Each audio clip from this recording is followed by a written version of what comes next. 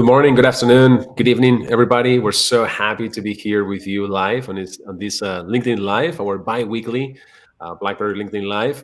And in this case, with two great professionals, two colleagues, I can say two friends, Vincent Weaver, Chief Technology Officer at Corvus Insurance. And Vincent has over 25 years of experience in engineering leadership, threat research, previously Senior Vice President of Cyber Engineering at Capital One, and also how you have held engineering and research leadership positions in the past at McAfee, Intel, Symantec. Very, very happy to have you here with us, Vincent. Great to be here. Thank you, Ismael. And we also have Matt Chandler from our corporate communications team, right, Director of Global Public Relations. And we're going to talk today about what happened at Black Hat. It's amazing to think that this was only 2 weeks ago. I don't know how you guys feel, but it feels like it was a year ago at the speed that everything is going these days. But it was just 2 weeks ago that at least Matt and I were down in Vegas in the middle of the summer. Yes, there might be better places to be than Vegas, but the reality is that Black Hat is a great opportunity for us to see what's going on in the industry, meet people face to face. I know it was not the first in-person Black Hat, but for many of us, it was the first one after the pandemic. So being able to see people face to face, going to the business hall, seeing people that we have been working with in the industry for a long time, and also attending the presentations, very good presentations at the business hall, the briefings in the booth as well. Black Hat Arsenal with a lot of the state-of-the-art tools that might be turning into products or solutions in the future. It was also the 25th anniversary of Black Hat, and BlackBerry had a very good representation there. We did presentations at the business hall. Our threat research and guard team, our MDR team, they did a presentation on adversaries, weapons, and countermeasures, showing what the life in the day of a threat researcher looks like. How to translate threats into actionable countermeasures. We did also presentations at the booth, what you need to know about securing the software supply chain. That was a key topic across Black Hat supply chain, right? Stories from the blind spot. So Dimitri Bestushev and myself, we had an opportunity to talk about Linux implants. Again, it's a topic that is becoming more and more relevant. People want to know more about what's happening on Linux systems, especially when they make the most of the cloud, as we know. And also our colleague from the incident response team, Ryan Chapman, talked about keeping an eye on ransomware operators, enhance your optics. But aside from the content, we also had a lot of cool stuff going on around the booth, right, Matt? What did you see there? Yeah, I mean, it was my first show. I thought it was extremely busy. It definitely didn't feel like COVID was a thing, particularly compared to the last big event that I went to, which was at CES, which felt like a very different type of show. But I mean, just looking at our booth, it was like it was the hottest nightclub in the world in terms of people trying to get in to see the demos and to, as you see, the shirt that you're wearing, trying to get a hold of one of those hot ticket items. But I think there was just a lot of excitement, like you said, in terms of the ability to reconnect with colleagues, face to face. After how many months and years of Zoom calls and whatnot, it really felt like a relationship accelerator. I'd certainly say that. Absolutely. Yeah, and I couldn't wait to just wear the T-shirt again. Let's see if somebody, this is live. So I'm looking at the comments. You're free to chat with us. I'm keeping an eye on that. If there's any questions, any comments, we will be definitely relaying those, as they're appropriate to the topic. So maybe somebody, I don't know, maybe somebody can figure out what this says. That would be interesting, right? You want to take a screen capture and just like decode this message. Let us know what that says. All right. So, talking about Black Hat, I always like, obviously, to attend the keynotes. And I really liked the keynote from Chris Krebs, former director of CISA. He was talking about how is that 25 years after Black Hat, after the first edition, we were still going through a lot of the things that we have been trying to prevent from happening in the industry. And he was asking this question, why is this so bad? And I took notes of three things that he mentioned. He said, technology, right? Software remains vulnerable because the benefits outweighs the risk. There's market pressures, economic headwinds, and this is not going to help to prioritize security over other business priorities. So once again, security versus business priorities. And Vincent, you've been a an executive for many years, also leading technical teams. Is this still a thing, right? You see that from your perspective from Corvus Insurance? Yeah, it absolutely is. And I think I always talk about the difference between technology and security of technology as so different from, securing your house or anything else, because it changes. You think about our move to the cloud, we think about all our new technology we've adopted over the last couple of years, the use of data sets, data mining, etc. It changes the threat landscapes, and we have to adapt for that. And there's a certain level of complexity and investment required for that. But the other thing we see, because of Corvus Insurance, we deal a lot with the SMB and low-end commercial type customers, is lack of expertise. We know we're suffering from lack of security practitioners in the industry. And so a lot of those are coming along going, I don't know where to start. I need help. How do I get a CISO when I don't have one on board? How do I engage? I'm confused by all of the security frameworks we have in place in the industry. Which one do I deal with, and what do I invest in? But I think that's both the opportunity and the challenge we have in the industry. How do we come together to kind of say, look, here's the basics you need to do. Here's what you need to focus on. And here's how you evolve them. And by all means, if you're bigger, more sophisticated, you can do more of that. But at least be doing these things. And that's a good point. He was also mentioning second reason. He said threat actors understands the nature of your business. That's why they're targeting supply chain. So as part of these basic things that you're calling for, I don't want to I don't want to say best practices, because people will start thinking about compliance or guidelines, references. And as we're going to be discussing today, you have to go beyond that. But he said, if you're shipping products, you're shipping targets. And that's kind of the mindset that we should have, right? An adversarial mindset. I usually say this: think red, act blue, right? Think as an attacker. When you do that, you realize of what's the impact this can have. So I don't think you can separate, as you said before. You cannot really separate business from cybersecurity. It's part of risk management, right? It absolutely is, and I think as we start thinking about how do we define risk, and how do we look at both insurance risk or actuarial risk versus cyber risk. A lot of it is thinking like the attacker. Like, what is the external footprint look like? How exposed are you? What open ports do you have? What misconfigurations?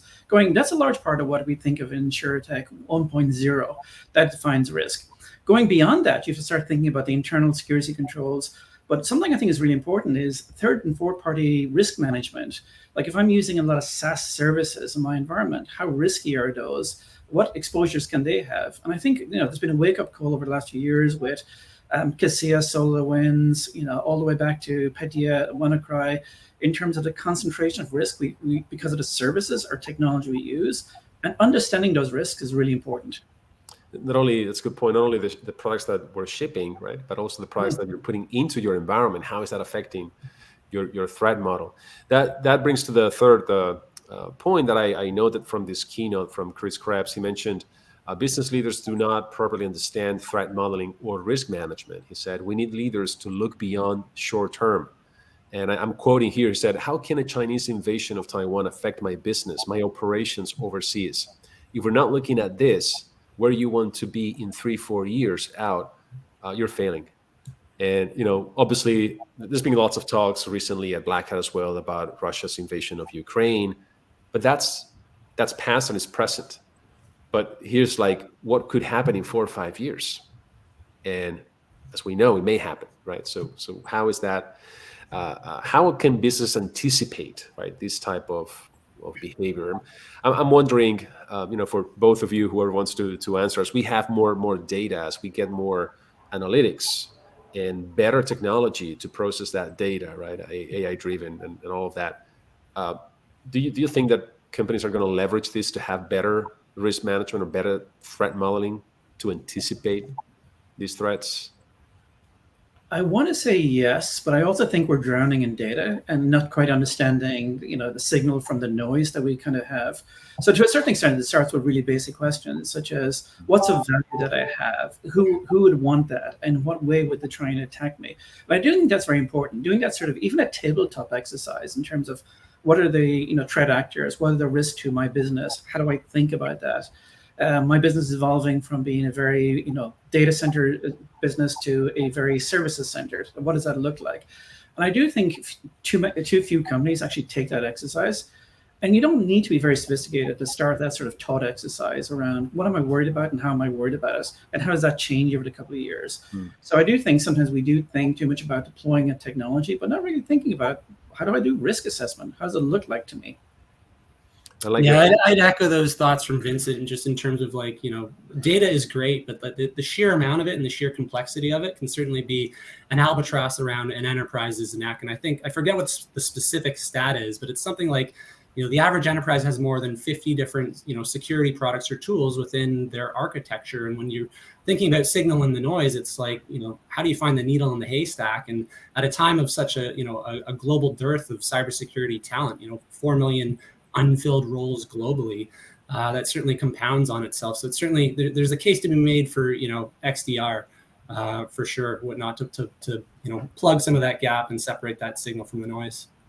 That's aligned to what we have been seeing from the U.S. government, for example, this guidance on zero trust, and beyond all the marketing hype, right? It is really about integration. It's all about integration, about making things a little bit more simple and more threat focused for better risk management, right? At the end. So talking about anticipation, Matt, since we were discussing this cybersecurity report, cyber insurance report that we released actually on the first day of Black Hat. I know you've done quite some work on that together with Vincent. Can you give us like some of the figures and also the context around that study? Yeah, of course. And I think, this is one of the highlights of Black Hat for me, was just how many interesting findings came out of this survey. And just, at a high level, we surveyed, us and Corvus surveyed 450, IT business decision makers within both SMBs and large enterprises on, their cyber insurance. Do they have it? Do they not? How much, their policies are, basically all the ins and outs, 40 questions. And the findings were quite revelatory. And essentially, the headline is they're underinsured, they're uninsured, and they're looking for the government to help out. And I'll just read out a few of the more interesting findings. And I definitely want to get Vincent's take on this, just having, living and breathing this space day in and day out. But 55% of respondents currently have cyber insurance. 28% intend to acquire coverage shortly. And many are having trouble securing coverage. And when they do, more often than not, their policies don't cover the cost of the typical data breach, which Forrester, the well-known analyst firm, I believe they've said that the average data breach costs about 1.2 million. And of those that we surveyed, only 19% of them have ransomware coverage limits above 600,000, and over half, 59%, hope the government would cover damages when future attacks are linked to other nation states. So I thought, I really, this is an area that hasn't necessarily been, covered or given its fair shake, I feel. And, not to toot our own horn, but it did drive over 180 pieces of coverage. So there certainly is an appetite within the media and the general market for these sorts of insights. But Vincent, I'd love to get your take. Was there anything, that came out of it that surprised you, or did you sort of expect to see these results? And do you think this was obviously US and Canada. Do you think these findings and data can be extrapolated to other regions around the world? So starting at the end first, which says, in general, we've come through what's known as a hard market. Ransomware has been real. It's been rising over the last couple of years, which in turn has driven losses, like real claims, real losses going there. And as a result of that, I think what everyone's explained in this survey is exactly what we're seeing. The frustrations in getting cyber insurance, understanding what you're covered for, and being able to understand what a proper risk assessment is towards driving around what coverage should I actually have as part of that. And we've seen, premiums have gone up, limits have gone down, and that's part of what's come out as part of the survey. Now, if you kind of look across and say, okay, what can be done about that? Part of it is obviously we need to go back to the basics in terms of, how do we secure, how do we ensure that we're better protecting ourselves, we're better detecting, we're better responding. All of the basics we need to go to. Secondly, we need to help our business partners understand where we have risk that we need to actually have cyber insurance for. So the buyers of insurance typically are the CFO in the company, not the CISO or not the IT director. So again, as technologists, as part of our job is to explain the risks we have from a business perspective, and then understanding where's cyber insurance in terms of risk mitigation as part of that equation. Of course, you're going to have protect, detect, and respond, but you also have this as part of the how do we cover. It's not just things I don't do myself. It could be third-party risks, other things which I may need to respond to. To the last question, which is, how does this compare overseas? We know actually the US is one of the most sophisticated. It's actually got one of the highest adoption of cyber insurance. So as we look around the world, particularly in Europe or Asia, the coverage is far less. The awareness is far less. The understanding of why I need it is less. So I do think we've got a significant challenge in terms of educating people to why you need it, why it's important, and what coverages are important to them. You don't need everything, but you need to make sure that you're covered for the risks that you really are concerned about. And I've read, Matt and I, we were reading some reports of some organizations in some countries. I think this one was in Australia, right?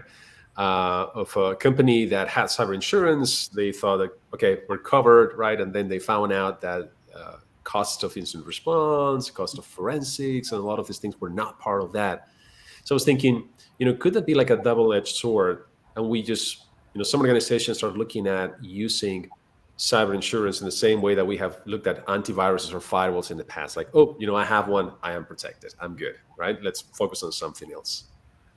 I do worry about it a lot, because I've certainly heard that in the industry over the years in terms of, don't worry about that. We don't need to invest in X because we have cyber insurance. And you kind of go, but that doesn't cover that.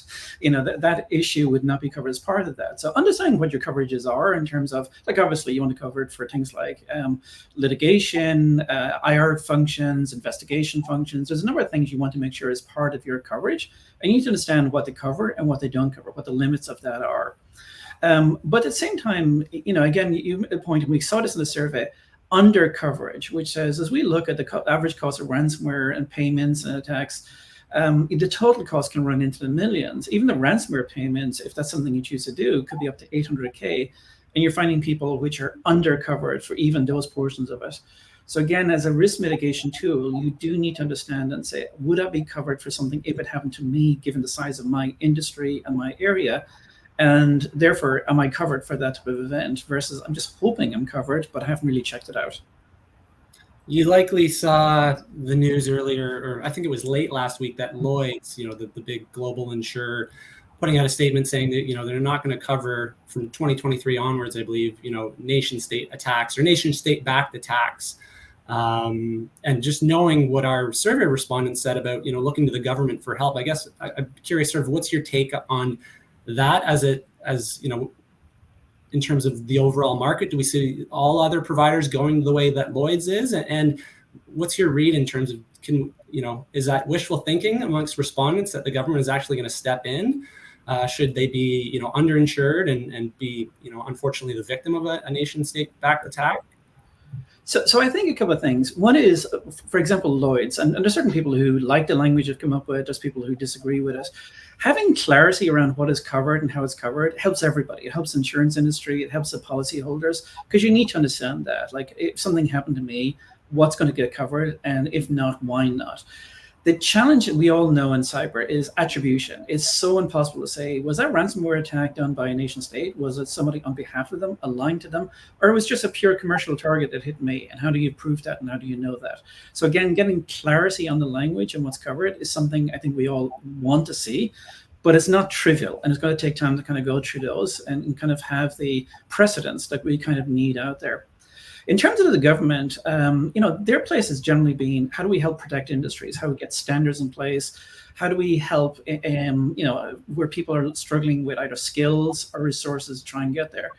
As to whether they could be involved in terms of, covering some of the costs and things, to some degrees, you see states doing that, where they're providing some cyber insurance coverage for people in their state. So there's certainly an area to play there, but again, it's going to have limits in what they can and can't do. The notion that somebody else would cover if something happens to me, it doesn't occur in any. You think of property, you think of housing, you think of this. It doesn't happen. So again, but it could happen in very limited and very targeted situations. I cannot help but just thinking about, saying, if it's a nation state, we're not going to cover this because it's an act of war. From a threat research perspective, I don't know, you've led, threat research teams as well, Vincent. Like, we know how hard attribution is.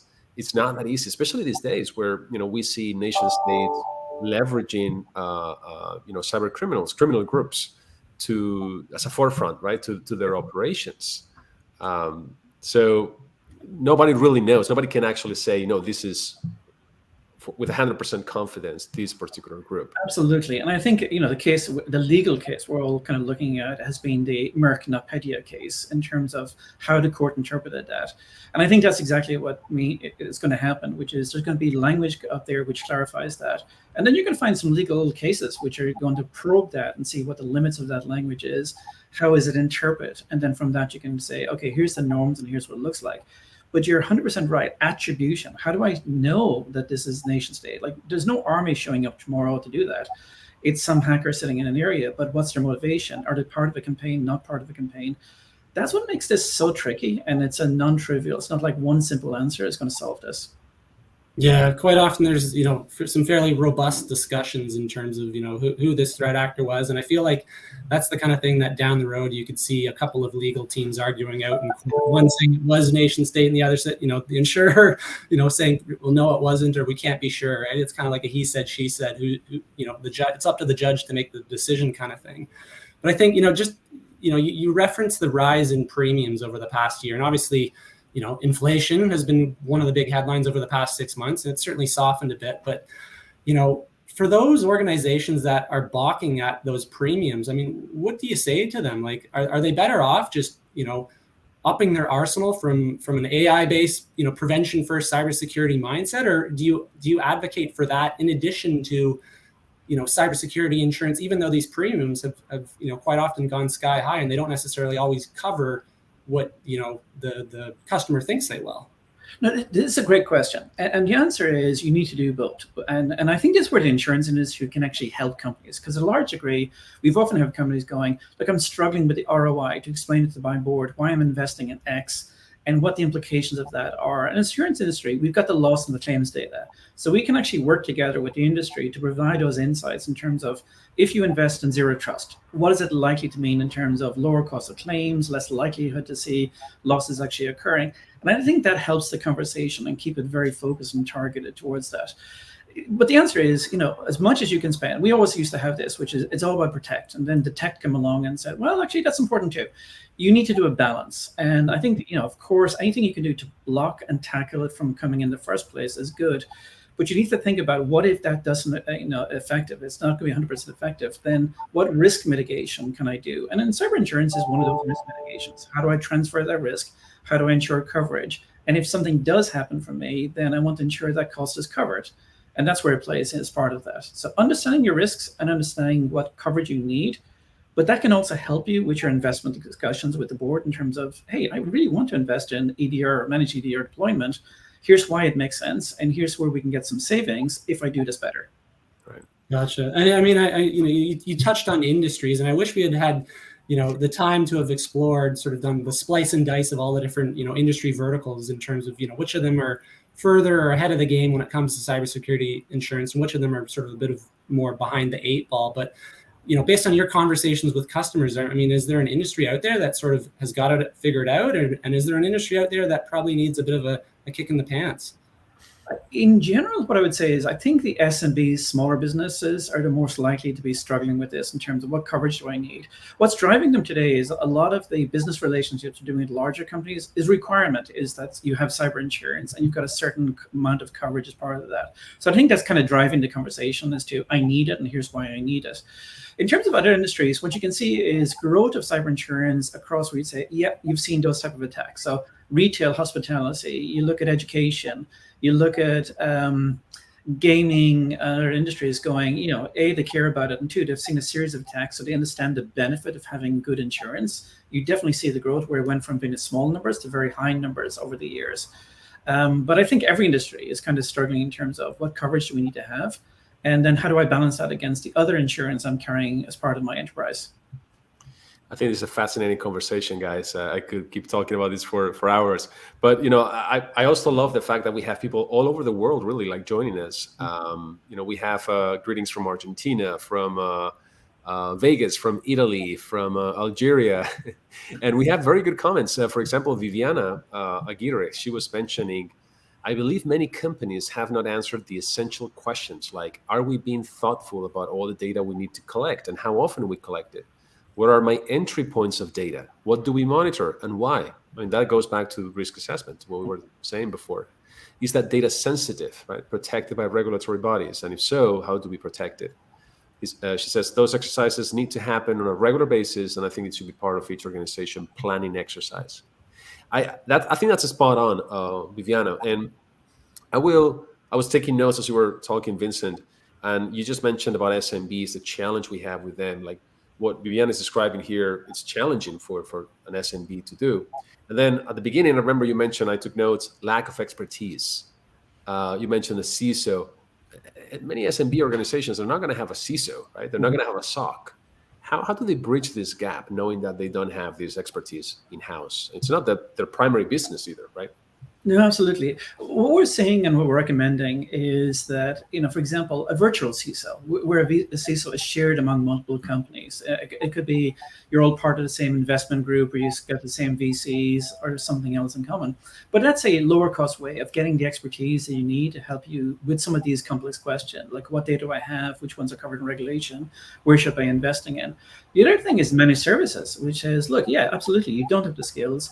Are there some partners out there who have the skills, like managed MDRs, managed MSSP services, who can provide those things? And what we've seen is like managed services provide way better outcomes, lower costs, because that's their business. And they're really, really good at what they do. And they've invested in the technology and the expertise in a way that you couldn't do as a smaller enterprise. So leveraging those services is another good recommendation.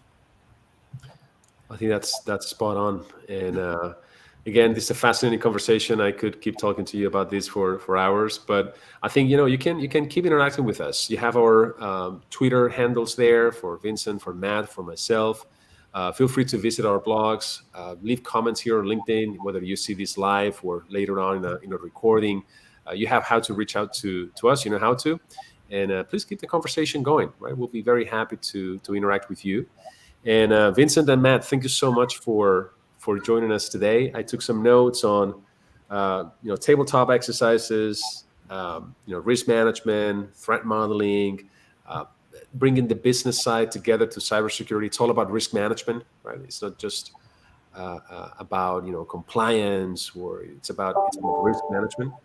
And I think we got very good tips from you both. So thank you so much, and maybe we'll see you in a future LinkedIn Live. For the rest of you, we'll see you in a couple of weeks, and please stay in touch with us. Thank you so much. Thanks, guys.